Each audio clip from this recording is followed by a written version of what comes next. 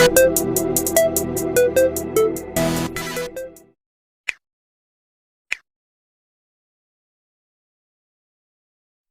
we get into the video, do not forget to like, comment and subscribe. Now this is one of my worst fears when I was growing up. To be stabbed, and instead of people helping me, they pull out their mobile phones, surround me and record me bleeding out, as if me bleeding out is supposed to be for their entertainment purposes, their joy and their pleasure.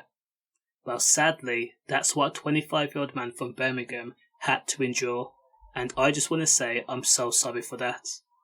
Also, unconfirmed reports say that the person who was stabbed to death was 25-year-old Mainz from the group 23 Drillas, but as I said, it has not been confirmed.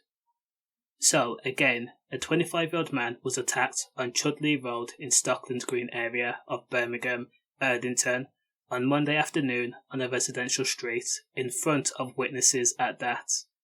Now, during the attack or fight, a resident says the man went down, and he was then surrounded by people whom had pulled out their mobile phones and they recorded him.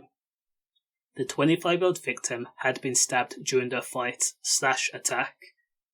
Now, I'm not saying that witnesses should have performed CPR or resuscitated him, because if he was stabbed in the lungs, it would be futile.